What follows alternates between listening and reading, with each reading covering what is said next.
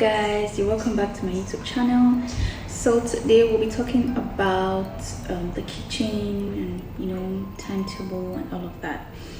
So I think a lot of women have this issue, especially African and Nigerian women. I had the issue when I newly got married because my husband likes food, so it looks like I cook everything and I don't know what else to cook. So I decided to start writing everything I had cooked the previous week so I can avoid making the same thing the next week. But it still didn't work for me, so I decided to make a timetable. And it was a little bit hard at first, but don't worry, I handled it very well. So the first tip I'm going to give you guys is to always plan ahead. When I say plan ahead, I mean going to the market and stocking the house. Before you do that, you have to make a list of every single. The first thing is to make a list of everything that you have in the house and everything that you need. Okay?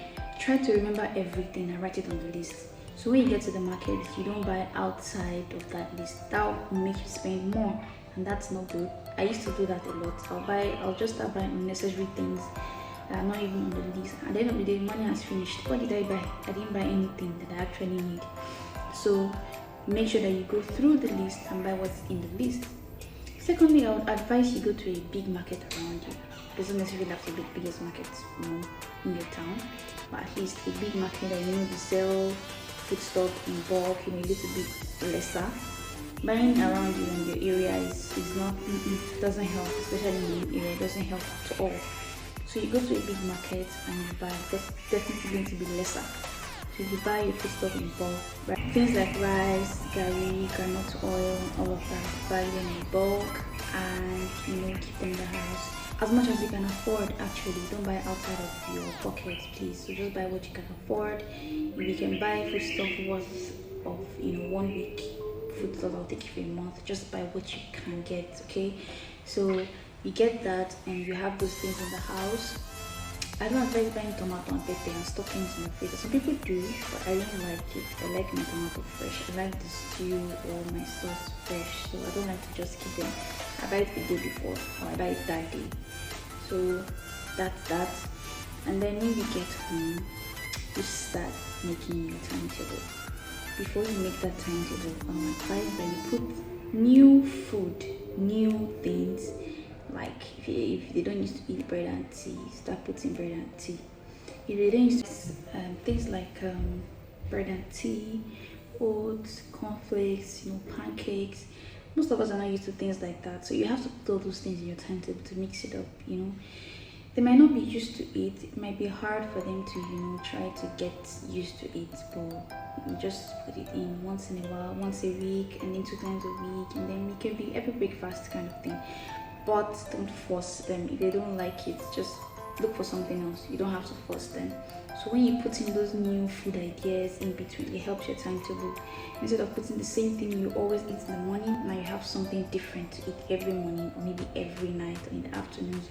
You can just put fruits in the afternoon, except your kids eat very well. Please don't give them fruits in the afternoon. Give them better food that will fill their tummy. Okay? You can just put fruits and let them eat a little fruit with it. That's cool. So after that, then you make your timetable. I make my timetable sometimes 1 month long. I just do it for the whole month. And if I've stocked the house for the month, I just do it for the whole month and I just don't bother anymore. But you can start with 1 week because it's not easy just going through it for a week. Even for a month, even that 1 week, you can still make mistakes. You can slack. You can just get tired of following the timetable. Like, I'm tired today, Jerry. So follow your 1 week timetable and see how far you can go. You make mistakes. If you decide to let's keep on food today, Jerry, that's okay. That's cool. It's something new. We're just trying. So the next time, the next week, and the next few weeks, you can try to make amends in every area that you've made mistakes, every area that you backslided. So you just chip it in and fix it. So after you do that, I will advise you to cook.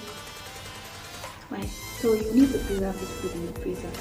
White rice, vegetable soup, anything that you cook that will last you that week. should put this in the freezer so that even when you're not home, if you're a businesswoman, if you're a 9 to 5 worker, you're not always at home, your children get home before you or your husband, the food is in the freezer. Okay, so nobody says that I don't know what it is or there was no food, the mommy was not home. You already made that food for the week and you stock it up in the freezer. The only thing you can't stock up in the freezer is, well, of course, the things that you have to make sharp, you know. So any other thing like that, stock it up in the freezer so that when you're not home, anybody just go to the freezer, pick it up and eat.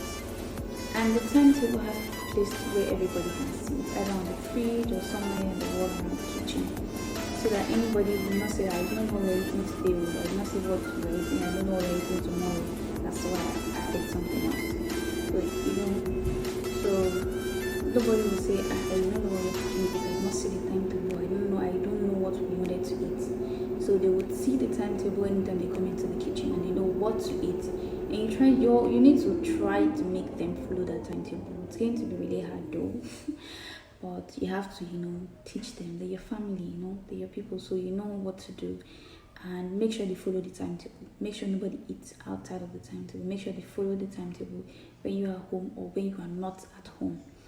So guys, that is my tip for you guys today. I want to say thank you to every single one of you. If you've not subscribed, please subscribe.